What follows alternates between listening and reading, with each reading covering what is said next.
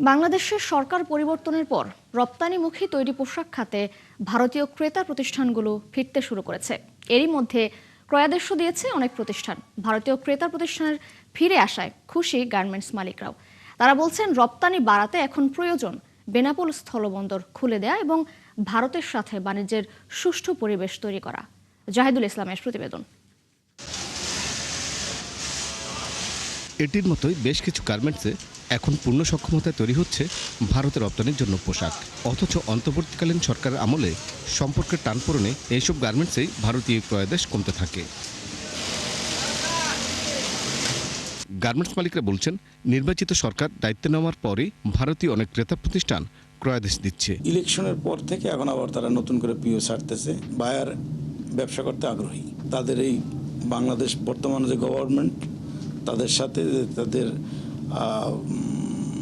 মানে কূটনৈতিক সম্পর্কের ব্যাপারটা তারা খুব পজিটিভলি দেখতেছে। ইন্ডিয়া যে আমেরিকায় ট্যারিফের যে সুবিধাটা পেয়ে গেছে, এতে ইন্ডিয়ার যে ফ্যাক্টরিগুলা তারা ম্যাক্সিমাম ইউএস এর কাজ করবে এবং ইউরোপের কাজ করবে। তো সেই ক্ষেত্রে ইন্ডিয়ার লোকাল কাজগুলা তারা করতে চাইবে না, এবং এই সুযোগ ওই লোকাল কাজগুলা শুধু আমাদের কাছে আসবে।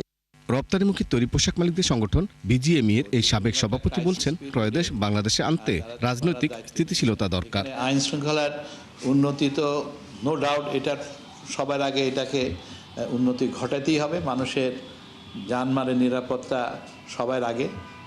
মব কালচার সেটাও উদ্ধার করতে হবে। যে চাঁদাবাজি, সেটা নিয়েও অনেক রকম কথা আসছে।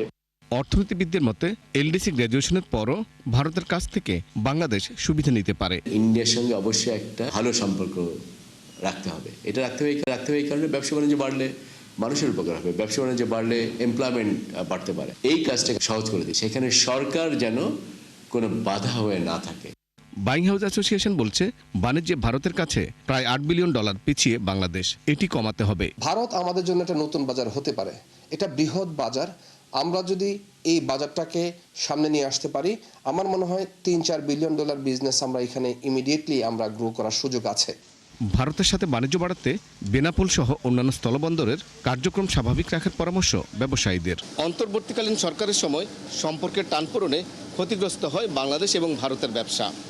খাত সংশ্লিষ্টরা বলছেন, এই সম্পর্ক স্বাভাবিক রাখতে উদ্যোগ নিতে হবে গণতান্ত্রিকভাবে নির্বাচিত বিএনপি সরকারকে। এরই মধ্যে শপথের প্রথম দিন বাংলাদেশের প্রধানমন্ত্রী তারেক রহমানকে সফরের আমন্ত্রণ জানিয়েছে ভারত সরকার। জাহিদুল ইসলাম, ৭১, হেমায়তপুর, ঢাকা। চট্টগ্রামের কাঁচা বাজারে কিছুটা স্বস্তি ফিরেছে। গত সপ্তাহের তুলনায় সবজির দাম কমেছে 10 থেকে 20 টাকা পর্যন্ত। তবে গ্রীষ্মকালীন সবজি এবং মাছ ও মাংসের বাজার এখনও চড়া। বাজারে গত 2 সপ্তাহের টানা ঊর্ধ্বগতির পর শসা, টমেটো, বেগুন সহ প্রায় সব ধরনের সবজিতে 20 টাকা পর্যন্ত কমেছে। তবে গ্রীষ্মকালীন সবজির দাম এখনও বেশ চড়া রয়েছে।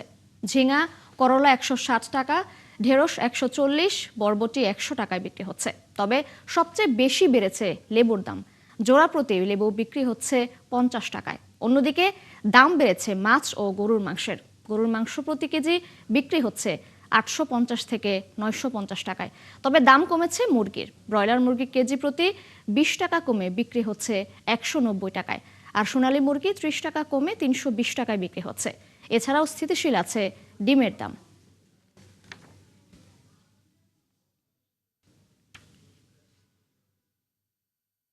দর্শক, বাজারের বিস্তারিত জানাতে চট্টগ্রামের কাঁচা বাজার থেকে সরাসরি যুক্ত হচ্ছেন সহকর্মী রাজীব বড়ুয়া। রাজীব, আজ তো ছুটির দিনে বাজারের পরিস্থিতি কেমন দেখছেন সেখানে, এবং মাছ মাংসের দামের কি অবস্থা জানাবেন?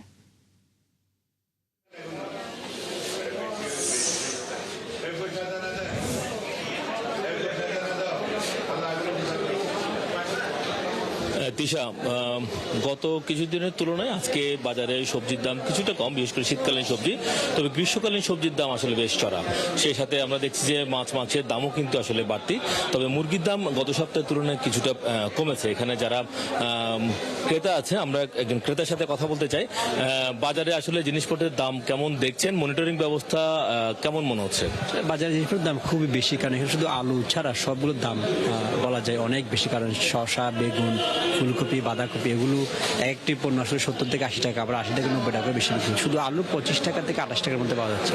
আর আপনি যেটা বলছেন যে ভোক্তা অধিকার, এটা আসলে খুবই কম। তারা মাঝে মধ্যে 1-2টি অভিযান পরিচালনা করে, তাও তারা পাইকারি পর্যায়ে যায় না। যদি খুচরা বাজার অভিযান, আমরা যদি এখানে বাজার করতে সেরা বলে এদেরকে অভিযান চালা লাভ, এরা তো মালগুলো ক্রয় করে নিয়ে আসে। এরা তো দেখা যায় যে 30 টাকা দিয়ে কিনে আনলে 35 টাকা 40 টাকা বিক্রি করে, কিন্তু যেখানে পাইকারি বিক্রি হয় দেশে বিভিন্ন জায়গা থেকে, যেখানে এখানে জিনিসগুলো আসে, ওখানে যদি অভিযান চালায় তাহলে এগুলো কমে আসবে না, তো এইসব দাম কমা সম্ভব।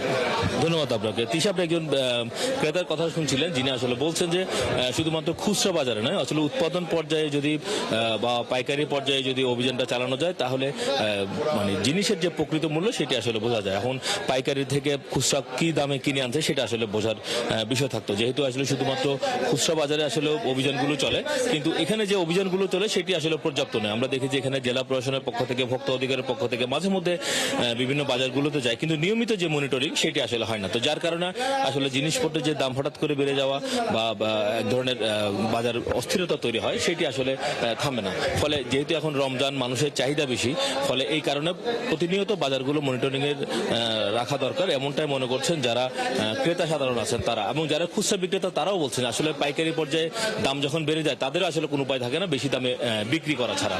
ফলে এই জন্য মনিটরিং ব্যবস্থাটা আসলে পাইকারি এবং উৎপাদন পর্যায়ে হওয়া দরকার। আর এর বাইরে আমরা দেখছি যে বাজারগুলোতে, বিশেষ করে খুচরা বাজার এবং মাঝে মধ্যে পাইকারি বাজারে যে যারা অভিযান, সেই অভিযানের টিমগুলো মাঝে মধ্যে যায়, তবে সেটা খুব কদাচিৎ। চট্টগ্রামের যে ভলিউম, সেই ভলিউম অনুযায়ী যে পরিমাণ টিম থাকার কথা সেই পরিমাণ টিম কিন্তু আসলে দেখি না। ফলে ক্রেতা সাধারণও চায় যে আসলে নিয়মিত মনিটরিং হোক, বাজারের দাম স্থিতিশীল থাকুক এবং তারাও যেন আসলে নির্বিঘ্নে কেনাকাটা করতে পারে। তিশা। রাজীব বড়ুয়া, ধন্যবাদ আপনাকে যুক্ত হবার জন্য। দর্শক, চট্টগ্রামের কাঁচা বাজার থেকে বাজার পরিস্থিতি জানাচ্ছিলেন আমাদের সহকর্মী রাজীব বড়ুয়া। রমজানের শুরু থেকে নোয়াখালীতে নিয়ন্ত্রণহীন কাঁচা বাজার ও মাছের বাজার, সব পণ্যের দামই বাড়তি, ফলে বিপাকে সাধারণ ক্রেতারা।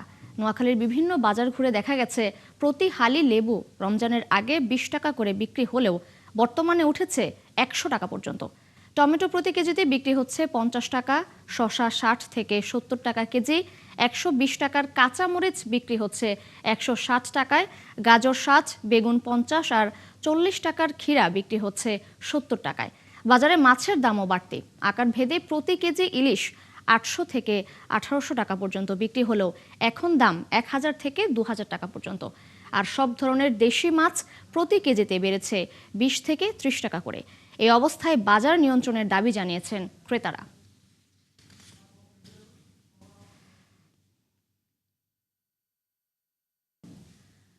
মাছ ধরায় 2 মাসের নিষেধাজ্ঞা শুরু হবে আগামী 1 মার্চ। তাই শেষ সময়ে লক্ষ্মীপুরের মেঘনা নদীতে মাছ ধরায় ব্যস্ত সময় পার করছেন জেলেরা। নদীতে যে পাচ্ছেন তাই তুলে ধরে আনার চেষ্টা করছেন তারা। আতর মনের এই তথ্য ছবিতে প্রতিবেদন। লক্ষ্মীপুরে নিবন্ধিত জেলের সংখ্যা 46,000 হলেও প্রকৃত সংখ্যা 52,000-এরও বেশি, যাদের বেশিরভাগই মেঘনা নদীতে মাছ ধরে জীবিকা নির্বাহ করেন। আগামী মার্চ এপ্রিল মাছ ধরায় নিষেধাজ্ঞা শুরু হবে, তাই শেষ সময়ে নদীতে ব্যস্ত সময় পার করছেন জেলেরা। অনেকে এরই মধ্যে উপকূলে ফিরতে শুরু করেছেন। শেষ সময়ে জেলে ও পাইকারদের হাঁকডাকে জমে উঠেছে আড়তগুলো। চলছে ইলিশের ছোট বড় মাছের বেচাকেনা। নদীর মাছের পাশাপাশি রয়েছে নানা প্রজাতির চাষ করা পুকুরের মাছের সরবরাহ।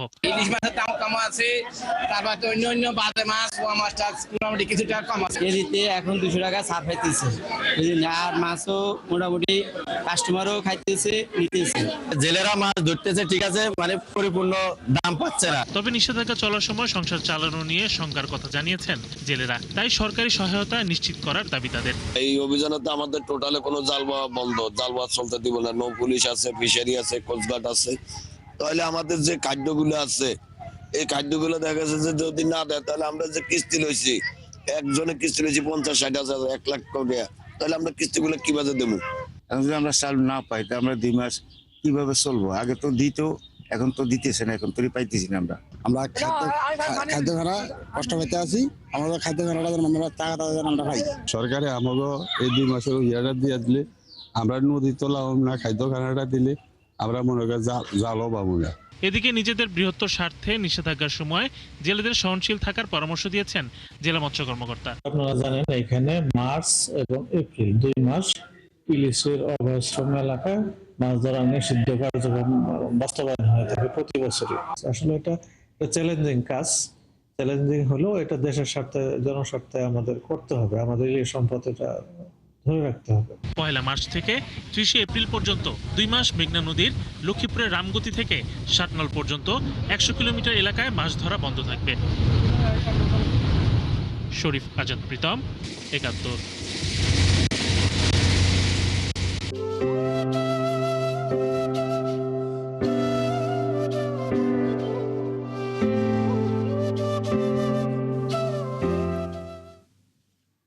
অমর একুশে বইমেলার দ্বিতীয় দিন আজ। প্রতি শুক্র শনিবার মেলার বেলা 11টা থেকে 1টা পর্যন্ত শিশু প্রহর, আর তাই আজ সাপ্তাহিক ছুটির দিনে গোটা দুপুরটায় মেলা প্রাঙ্গণ থাকবে শিশুদের কোলাহলে পূর্ণ।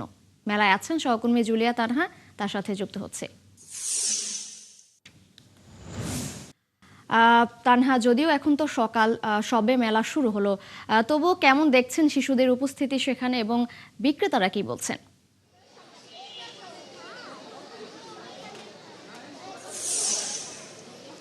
তিশা, আপনি যেমনটি বলছিলেন প্রতি বছরের মতো এবারও কিন্তু অমর একুশে বইমেলা শুরু হয়েছে এবং বইমেলা শুরুর আজকে দ্বিতীয় দিন, এবং দ্বিতীয় দিন যেহেতু শুক্রবার পড়েছে এবং আজকে স্বভাবতই শিশু প্রহরের যেই দিনটি সেটি কিন্তু আজকে, এবং বাংলা একাডেমিতে প্রতিবারই কিন্তু শিশু প্রহর থাকে, যেই আয়োজনটি সেটি বেলা 11টা থেকে 1টা নাগাদ থাকে, এবং আজকে সেই আয়োজনটি একটু আগেই কিছু শুরু হয়েছে। তবে শিশু প্রহরের যেই মূল আকর্ষণ থাকে, যে সিসিমপুরের পাপেট ক্যারেক্টারগুলো যেগুলো থাকে, চরিত্রগুলো, তারা আসেন এবং বাচ্চাদের সাথে কথা বলেন এবং বাচ্চারা সেই হাসি আনন্দে মেতে ওঠে। সেই আয়োজনটি কিন্তু এবার বইমেলায় থাকছে না, অর্থাৎ সিসিমপুরের যেই শিশু প্রহরের আয়োজন সেটি কিন্তু এবার বাংলা একাডেমি রাখছে না।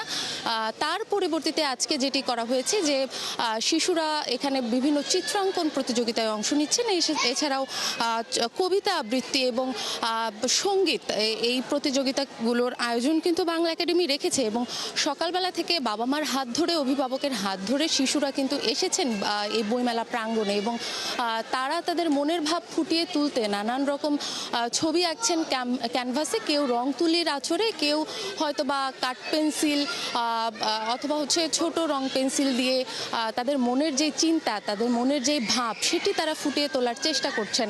এবং আজকে রমজানের মাস হলেও কিন্তু শিশু প্রহরে বেশ আয়োজন এবং উৎসব মুখর একটা পরিবেশ আছে। বাবা মার হাত ধরে ছোট ছোট সোনামণিরা কিন্তু এসেছেন শিশু প্রহরে, এবং তারা যেই স্টলগুলো রয়েছে বাচ্চাদের জন্য, সেই স্টলে তারা ছোট ছোট ছড়ার বই সহ গল্পের বই তারা দেখছেন, এবং বাবা মারাও কিন্তু বেশ খুশি যে শিশুদেরকে তারা এই বইয়ের সাথে, যে বইয়ের যে গন্ধ, বইয়ের যে ঘ্রাণ, তার সাথে আসলে পরিচয় করে দিতে পারছেন। এবং একই সাথে যে চিত্রাঙ্কন প্রতিযোগিতার বিষয়টি যদি বলি, চিত্রাঙ্কন প্রতিযোগিতার বিষয়টি এবার বাংলাদেশ নিয়ে তাদের ভাবনা, ভাষা আন্দোলন নিয়ে তাদের ভাবনা, সেটিকে আসলে প্রধান করে রাখা হয়েছে, এবং সেটিকে কেন্দ্র করেই কিন্তু তারা এই চিত্রাঙ্কন প্রতিযোগিতাটি করছেন। এবং ইতোমধ্যে কিন্তু শিশুরা তাদের এই চিত্রাঙ্কন প্রতিযোগিতা শেষ করে ফেলেছেন অনেকটা, তবে এখনও কিন্তু কিছু শিশু তাদের মন মতো ছবি আঁকছেন, এবং ছবিতে ভাষা আন্দোলন, শহীদ মিনার সহ নানা কিছু তারা ফুটিয়ে তুলছেন। আমরা যদি একটা বাচ্চার সাথে একটু কথা বলতে চাই, তুমি কিসের ছবি আঁকছো? কেমন লাগছে আজকে এসেছো এখানে? ভালো লাগছে। তৃষা, আপনি যেমনটি শুনছিলেন, শিশুরাও কিন্তু আসলে বেশ খুশি এই শিশু প্রহরে এসে এবং এই চিত্রাঙ্কন প্রতিযোগিতায় অংশগ্রহণ করতে পেরে। এবং আরেকটি শ্রেণী রয়েছে যারা কবিতা আবৃত্তি এবং সঙ্গীত প্রতিযোগিতায় অংশগ্রহণ করেছেন। তো তৃষা, সব মিলিয়ে শিশু প্রহর থেকে এই ছিল আমার কাছে সবশেষ, এবং এই শিশু প্রহরের আয়োজনটি বেলা 1টা নাগাদ চলবে। তৃষা। জুলিয়া, ধন্যবাদ আপনাকে যুক্ত হবার জন্য। আমরা নিশ্চয়ই পরবর্তীতে আবার আপনার সাথে যুক্ত হব, আপনি থাকুন সঙ্গেই। দর্শক, বইমেলা থেকে যুক্ত ছিলেন আমাদের সহকর্মী জুলিয়া তানহা। রাজধানীর মিরপুরে একটি বাসার তালা কেটে দিনে দুপুরে দুর্ধর্ষ চুরির ঘটনা ঘটেছে। চোরচক্র লুটে নিয়ে গেছে আলমারিতে থাকা 8.5 লাখ টাকা, 5 ভরি স্বর্ণালংকার সহ মূল্যবান জিনিসপত্র। এই চুরির ঘটনার সিসি ক্যামেরার ফুটেজ ৭১-এর হাতে এসেছে, যাতে চোর চক্রের একজনকে শনাক্ত করা গেছে। পুলিশ বলছে ফুটেজ বিশ্লেষণ করে আসামি গ্রেপ্তারের চেষ্টা চলছে। আশিক মাহমুদের প্রতিবেদন। ২৪ ফেব্রুয়ারি বিকেল ৩টা ৫০ মিরপুর থানাধীন খানের মোড় এলাকার এই সিসি ক্যামেরার ফুটেজে দেখা যায় একটি বাড়ির গেট দিয়ে খুব স্বাভাবিক ভঙ্গিতে ভেতরে প্রবেশ করছে মুখে মাস্ক পরিহিত এই যুবক। এরপর সিঁড়ি বেয়ে সোজা ৪ তলায় চলে যায় সে।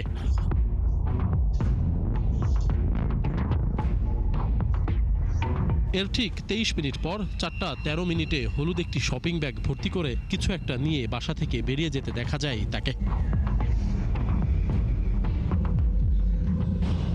খোঁজ দিয়ে জানা যায় ওই সময় বাড়িটির ৪ তলার ফ্ল্যাটের তালা কেটে চুরির ঘটনা ঘটেছে। ধারণা করা হচ্ছে সিসি ক্যামেরায় ধারণকৃত সন্দেহভাজন ওই যুবকই চুরি করে পালিয়েছে।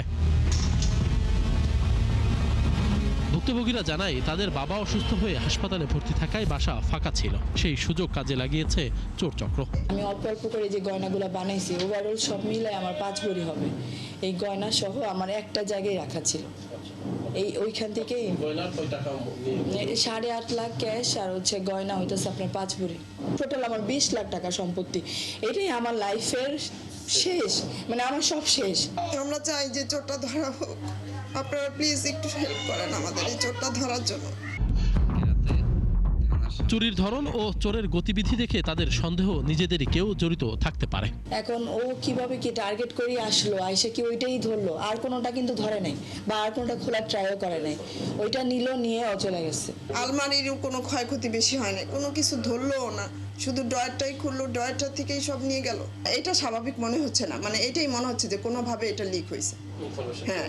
হ্যাঁ এটা ইনফরমেশন দিছে যে এখানে পাবা তুমি। একের পর এক এমন চুরির ঘটনায় উদ্বিগ্ন এলাকাবাসী। একটা বাড়ির ভিতরে চুরি মানে তো খারাপ জিনিস। এখন তো এই বাসায় থাকতে আমাদের রিস্ক হয়ে যাইতেছে, জীবন মরণের কথা। মাল নিচ্ছে, আমি তো ভয় ভয় থাকতে হইব। এই ঘটনায় ভুক্তভোগী সুমি আক্তার রাজধানীর মিরপুর মডেল থানায় অভিযোগ দিয়েছেন, যার তদন্ত করছে পুলিশ। তবে এখনো কাউকে গ্রেপ্তার বা শনাক্ত করতে পারেনি তারা। চিঠিপুরে সংগ্রহ করছে এবং ওই সংশ্লিষ্ট ঘটনাস্থলের আমাদের এই তথ্য প্রযুক্তিগত সহায়তা আমরা যেটা শনাক্ত করার চেষ্টা করব। সিসি ক্যামেরা ফুটেজে ধরা পড়া সন্দেহভাজন এই চোরের পরিচয় জানতে পারলে দেশবাসীকে নিকটস্থ থানায় যোগাযোগ করার অনুরোধ জানিয়েছে পুলিশ। আশিক মাহমুদ, ৭১, ঢাকা। পুরান ঢাকার নারিন্দায় বৃহস্পতিবার দিবাগত রাতে একটি বাসায় এসি বিস্ফোরণের পর আগুন লেগে মা, বাবা ও ছেলে দগ্ধ হয়েছেন। তাদের ঢাকা মেডিকেল কলেজ হাসপাতালে বার্ন ইউনিটে ভর্তি করা হয়েছে। এ বিষয়ে আরও খবর নিয়ে যুক্ত হচ্ছেন সহকর্মী শাহরিয়ার ইমতিয়াজ। শাহরিয়ার, দগ্ধদের এখন শারীরিক অবস্থা নিয়ে কি বলছেন চিকিৎসকরা, জানাবেন।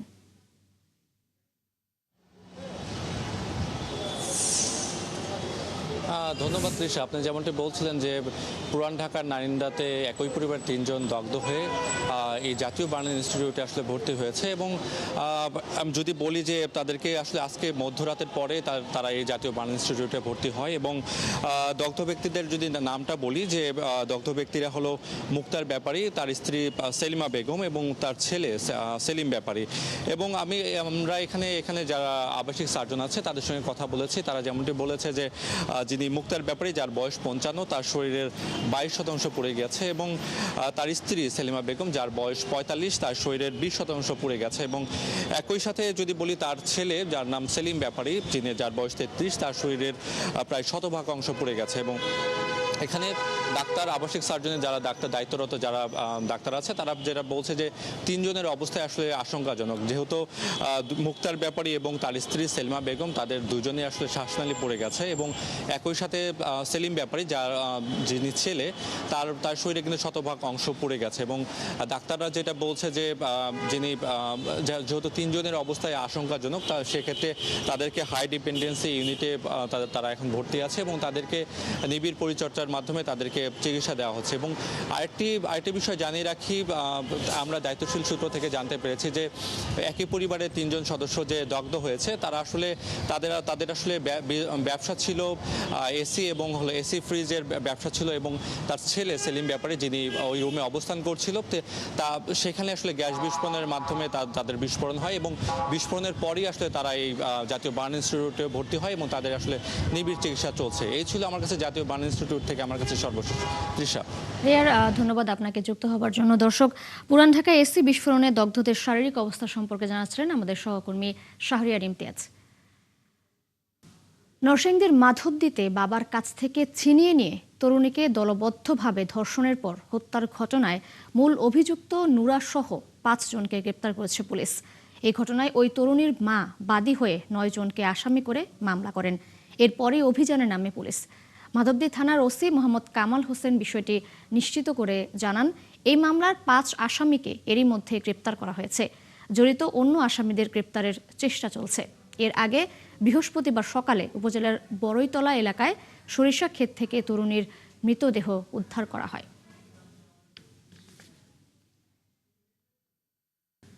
লক্ষ্মীপুরের রায়পুরে চোর আটককে কেন্দ্র করে পুলিশ ও এলাকাবাসীর মধ্যে সংঘর্ষের ঘটনা ঘটেছে।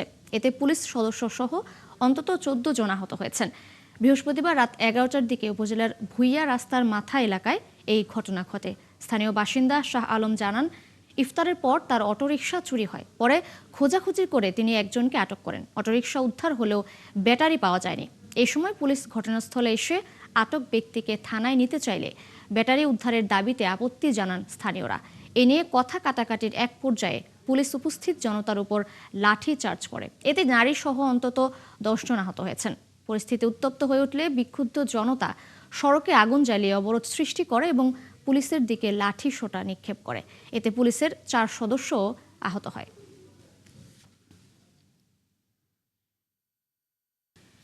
সন্ধ্যার পর বিশেষ ব্লক রেড পরিচালনা করে ছিনতাইকারী থেকে শুরু করে মাদক সংশ্লিষ্টদের আইনের আওতায় আনার কার্যক্রম চলছে বলে জানিয়েছেন নবনিযুক্ত আইজিপি আলী হোসেন ফকির। বৃহস্পতিবার রাতে রাজধানীর মোহাম্মদপুরের বিভিন্ন এলাকা পরিদর্শন শেষে সাংবাদিকদের মুখোমুখি হয়ে তিনি কথা বলেন। আইজিপি বলেন, কিশোর গ্যাং, ছিনতাইকারী ও মাদক কারবারিদের তৎপরতায় সাধারণ মানুষ ভীতির মধ্যে আছেন।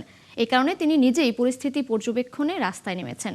তিনি আরও বলেন, রাজধানীতে ফুটপাত দখল হয়ে যাওয়ার পর এখন সড়কও দখলের শিকার, ফলে সাধারণ মানুষের চলাচল ব্যাহত হচ্ছে।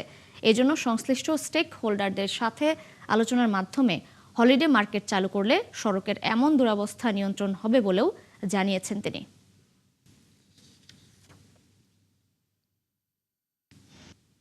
2,20,000 পুলিশ আছে, লোক সংখ্যা প্রায় 20 কোটির মতো সারা বাংলাদেশে, আর ঢাকা শহরে প্রায় 4 কোটি। তো এই নগরবাসীকে স্বস্তি দেওয়ার জন্য দিনে রাতে 24 ঘন্টা আমাদের প্রত্যেকটা রাস্তা ব্লক, বাজারঘাট যেখানেই যাবেন জনসমুদ্র। তো এইটাকে সুষ্ঠু সুন্দরভাবে পরিচালনা করতে হলে আমাদেরকে আইন মান্য করতে হবে। আমি নিজেই দেখেন রাতের বেলা মানুষ ছিনতাই কবলে পড়ে, আমাদের ট্রাক ছিনতাই হয়, কাভার্ড ভ্যান ছিনতাই, এক্সপোর্ট ইম্পোর্টে ডিস্টার্ব হয়। আপনি দেখেন কারণ বাজারের রাস্তাটা পুরো বন্ধ হয়ে যায়। সাধারণ মানুষ যারা ঘরে ফিরবে সারাদিন কাজ করে তারাও এখানে রাস্তায় বসে থাকতে হচ্ছে। তো এই অবস্থা থেকে মুক্তি পাওয়ার জন্য আমরা ট্রাফিককে ঢেলে সাজার চেষ্টা করছি এবং অলরেডি আমাদের কার্যক্রম শুরু হয়েছে। তারেক রহমান প্রধানমন্ত্রী হিসেবে দায়িত্ব গ্রহণের প্রথম সপ্তাহের মধ্যেই সামরিক, বেসামরিক সহ সকল প্রশাসনে চলছে নিয়োগ ও অব্যাহতি। 17 বছর পর বিএনপি ক্ষমতায় ফিরেই বিগত সরকারগুলোর আমলে অবসরে যাওয়া অনেককেই দায়িত্ব দিয়েছে। এসব সরকারের রুটিন কার্যক্রম বলে মনে করেন বিশ্লেষকরা। চাকরিতে থাকাও সাবেকদের পদায়নে সুষম বন্টন ও মেধার ভিত্তিতে করার পরামর্শ জনপ্রশাসন বিশ্লেষকদের। শাহনাজ শারমিনের প্রতিবেদন। তারেক রহমান প্রধানমন্ত্রী হিসেবে দায়িত্ব গ্রহণ করে প্রথমে সরকারের 180 দিনের লক্ষ্য ঠিক করে প্রশাসনিক কাজ শুরু করেছেন। তাই বদল আনছেন সামরিক ও বেসামরিক প্রশাসনে। নতুন সরকার ক্ষমতা এলে প্রশাসনে নিজেদের সমর্থিত কর্মকর্তাদের দায়িত্ব দেয়া এটা নতুন নয়। বিশ্লেষকরা বলছেন সেদিক থেকে চমক নয়, এটি রুটিন কাজ। পরিবর্তন অনিবার্য, এটা পৃথিবীর সব দেশে হয়, আমাদের দেশেও হবে। আর যেহেতু আমাদের রাজনৈতিক বিভাজন আছে, কাজেই সেটা হবেই। তো এখন সরকারকে একটা মাঝামাঝি পন্থায় আসতে হবে। এটা খুবই স্বাভাবিক যে একটা দলীয়করণকৃত প্রশাসন যন্ত্র বা সরকারি প্রতিষ্ঠানগুলো এখন হাত বদল হবে, সেটাই বাস্তবতা। সেক্ষেত্রে যেন ওই দক্ষতা, যোগ্যতা, অভিজ্ঞতা এই বিষয়গুলোকে বিবেচনায় নিয়ে যদি করা হয় তাহলে অবশ্যই সেটা ফলদায়ক হবে, একদিক থেকে বিতর্কের ঊর্ধ্বে হবে। সবশেষ 2006 সাল পর্যন্ত রাষ্ট্র ক্ষমতায় ছিল বিএনপি। সে সময় দায়িত্ব পালনকারী অনেককেই অবসর থেকে ডেকে এনে দায়িত্ব দেওয়া হচ্ছে। সাবেক এই সরকারি কর্মকর্তা বলছেন, বঞ্চিত আর অভিজ্ঞ পুরাতনদের প্রয়োজনে পদায়ন করা যায়, তবে নিয়মিতদের অবহেলা করে নয়। বঞ্চিতদের মধ্যে অনেক শত অফিসার আছেন, অনেক দক্ষ অফিসার আছেন, অনেক ভালো অফিসার আছেন, তাদেরকে সরকার নিয়ে আসতে পারে। তাইলে তাদেরও কষ্টের লাঘব হলো, তাদেরও কিছুটা ক্ষতিপূরণ হলো, দেশও তাদের সেবা পাইল। তো আবার বঞ্চিত এখন দাবি করবে কিন্তু হয়তো সুনাম নাই, দক্ষতা নাই, এরকম কিছু লোকও যে নাই তা না। তো তাদেরকে যদি আবার সরকার নিয়ে আসে তাহলে সবচেয়ে বেশি ক্ষতিগ্রস্ত হবে সরকার, এরপরে দেশ। প্রধানমন্ত্রী সকাল 9টায় অফিসে যাচ্ছেন, শনিবারে অফিস করছেন। প্রজাতান্ত্রিক কর্মীদেরও নিয়ম মানার নির্দেশ দিয়েছেন। টিআইবি নির্বাহী প্রধান বলছেন, এটি যেন সাময়িক না হয়ে দীর্ঘমেয়াদে হয়। ইতিমধ্যে যে দৃষ্টান্তগুলো স্থাপিত হয়েছে সেটা কিন্তু আরো ব্যাপক অর্থবহ, যেমন বলো যে কিনা শুল্কমুক্ত গাড়ি বা অ্যাপার্টমেন্ট, এই ধরনের বিষয়গুলো যেগুলো আসছে, এগুলো কিন্তু আসলে একটা দৃষ্টান্ত সর্বোচ্চ পর্যায়ে আমরা যেটি চাই, দেশবাসী যেটা চায়, সর্বোচ্চ পর্যায়ে দৃষ্টান্ত স্থাপন করলে সর্বনিম্ন পর্যায়ে সেটা বিকশিত হওয়ার সুযোগটা এবং বাধ্যবাধকতা তৈরি হয়। সেই কারণে দুইটা জিনিস আমি বলবো, যে একটা হচ্ছে যে এই যে দৃষ্টান্তগুলো স্থাপিত হয়েছে এটা পর্যাপ্ত বিকশিত করা এবং এটাকে টেকসই করা, এটা যেন সাময়িক না হয়, এটা টেকসই করে দৃষ্টান্ত হবে, তার ফলে বাস্তব সুফলটা পাওয়া যাবে। সব আমলেই আমলাতন্ত্রে নানা রকম অনাকাঙ্ক্ষিত বিষয় চর্চা হতো, এগুলো দমনে প্রধানমন্ত্রীকে কঠোর হবার তাগিদ জনপ্রশাসন বিশ্লেষকের। যদি আমলাতন্ত্র তাকে শক্ত হাতে হ্যান্ডেল করতে পারেন, জবাবদিহিতার আওতায় আনা। শানা শারমিন, 71, ঢাকা। ফিলিস্তিন ইস্যুতে ওআইসির পররাষ্ট্রমন্ত্রী পর্যায়ের জরুরি বৈঠকে অংশ নিয়েছেন বাংলাদেশের পররাষ্ট্রমন্ত্রী খলিলুর রহমান। পশ্চিম তীরে ইসরায়েলের অবৈধ বসতি সম্প্রসারণ এবং অ্যানেক্সেশনের পরিকল্পনা নিয়ে আলোচনা করতে সংস্থাটির সদর দপ্তরে এই বৈঠক অনুষ্ঠিত হয়। বৈঠকে সভাপতিত্ব করেন ওআইসির বর্তমান চেয়ারম্যান গাম্বিয়ার পররাষ্ট্রমন্ত্রী। পাকিস্তান, সৌদি আরব, তুরস্ক, ফিলিস্তিনি সহ 57টি দেশের পররাষ্ট্রমন্ত্রীরা উপস্থিত ছিলেন। বাংলাদেশের পররাষ্ট্রমন্ত্রী ছাড়াও প্রধানমন্ত্রীর পররাষ্ট্র বিষয়ক উপদেষ্টা হুমায়ুন কবির উপস্থিত ছিলেন। বাংলাদেশের জাতীয় নির্বাচনকে তারেক রহমানের নেতৃত্বে বিএনপির নিরঙ্কুশ বিজয়ে শুভেচ্ছা জানান ওআইসি ভুক্ত দেশের পররাষ্ট্রমন্ত্রীরা। নতুন নেতৃত্বের হাত ধরে শিগগিরই রাজনৈতিক স্থিতিশীলতা আসবে বাংলাদেশে। ফিলিস্তিন ইস্যুতে বাংলাদেশের অবস্থান একই থাকবে এমন প্রত্যাশাও রাখেন তারা।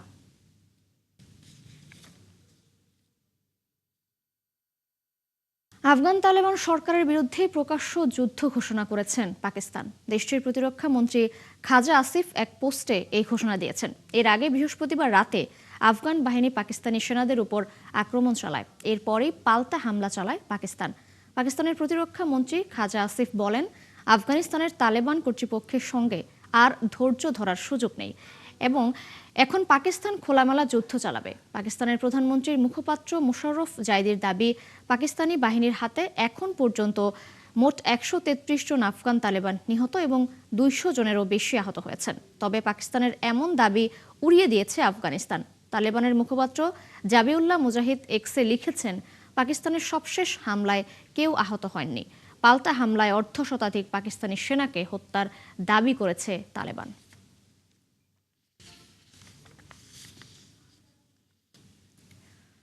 সুইজারল্যান্ডের জেনেভায় যুক্তরাষ্ট্র ও ইরানের প্রতিনিধিদের মধ্যে দীর্ঘ 3 ঘণ্টা প্রত্যক্ষ ও পরোক্ষ আলোচনা হয়েছে। যুদ্ধের শঙ্কার মধ্যে বৃহস্পতিবার তৃতীয় দফায় আলোচনায় বসে দুই দেশ। একই দিন বাহরাইনে অবস্থিত নিজেদের ঘাঁটি থেকে সব জাহাজ সরিয়ে নিয়েছে যুক্তরাষ্ট্রের নৌবাহিনী। এছাড়াও বিশ্বের ও যুক্তরাষ্ট্রের সর্ববৃহৎ রণতরী ইউএসএস জেরাল্ড ফোর্ড গ্রিস থেকে রওনা দিয়েছে ইসরায়েলের দিকে। সৃষ্টি ঘটকের রিপোর্ট। ইরানের সঙ্গে যুদ্ধ শুরু হলে বাহরাইনে থাকা যুক্তরাষ্ট্রের পঞ্চম নৌবহরে হামলা হতে পারে এমন আশঙ্কা থেকে সেখানে থাকা নিজেদের ঘাঁটি থেকে সব জাহাজ সরিয়ে নিয়েছে মার্কিন নৌসেনারা। গত বছরের জুনে ইরানের পারমাণবিক অবকাঠামোতে হামলার আগেও বাহরাইন থেকে নিজেদের জাহাজ সরিয়ে নিয়েছিল যুক্তরাষ্ট্র। এরই মধ্যে বিশ্বের ও যুক্তরাষ্ট্রের সবচেয়ে বড় রণতরী ইউএসএস জেরাল্ড ফোর্ড বৃহস্পতিবার গ্রিস থেকে ইসরায়েলের হাইফা বন্দরের উদ্দেশ্যে রওনা দিয়েছে। যুক্তরাষ্ট্র ও ইরানের মধ্যে উত্তেজনা বৃদ্ধির পর ক্যারিবিয়ান অঞ্চল থেকে জেরাল্ড ফোর্ডকে মধ্যপ্রাচ্যের দিকে যাওয়ার নির্দেশ দেন president Donald Trump. USS Gerald ফোর্ডের আগে মধ্যপ্রাচ্যে আরেক রণতরী আব্রাহাম লিঙ্কন গিয়েও উপস্থিত হয়। এটির সঙ্গে আছে আরও অনেকগুলো যুদ্ধজাহাজ। জলপথের পাশাপাশি আকাশেও শক্তি বাড়াচ্ছে যুক্তরাষ্ট্র। দেশটি যুক্তরাজ্য থেকে ইসরায়েলে অন্তত 12টি F-22 স্টিলথ যুদ্ধবিমান পাঠিয়েছে।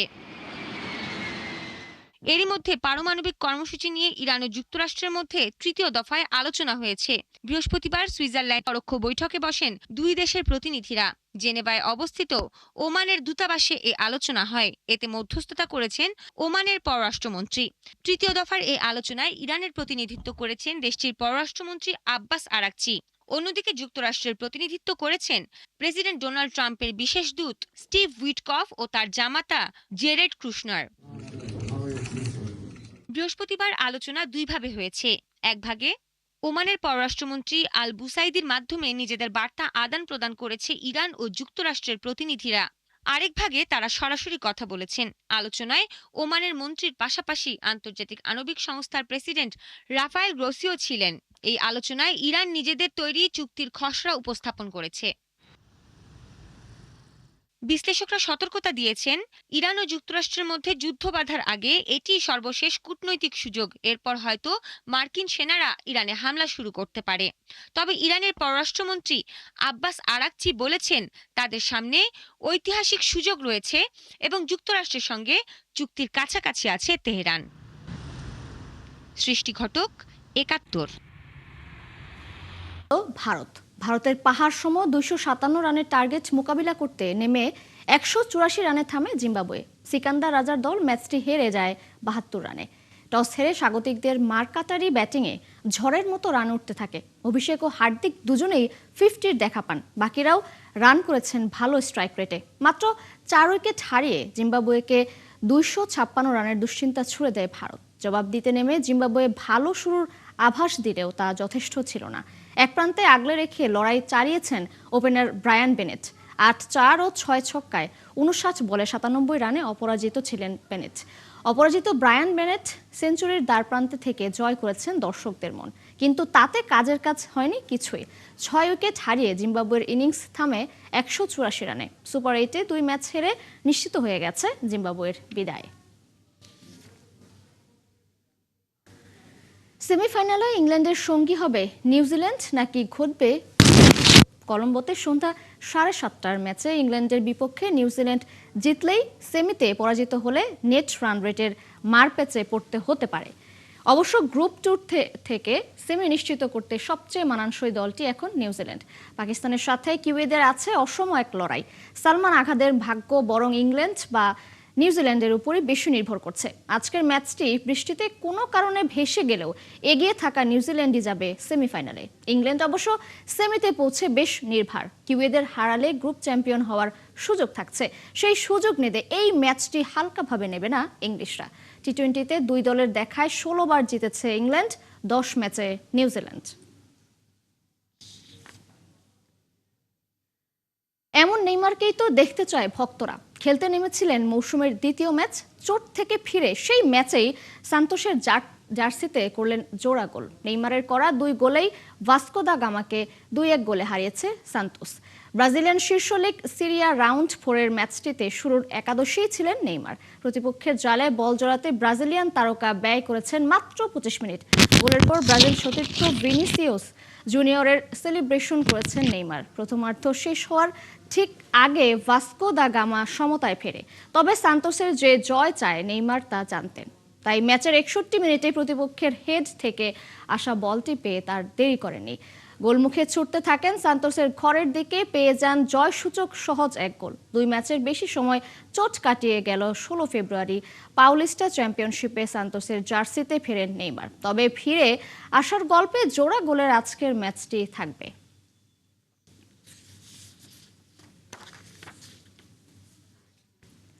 দর্শক, চলছে সংবাদ সংযোগ। সরাসরি সংবাদ অনুষ্ঠান দেখতে চোখ রাখুন ৭১-এর ফেসবুক পেজে এবং সাবস্ক্রাইব করুন ৭১-এর ইউটিউব চ্যানেল। থাকুন ৭১-এর সাথেই।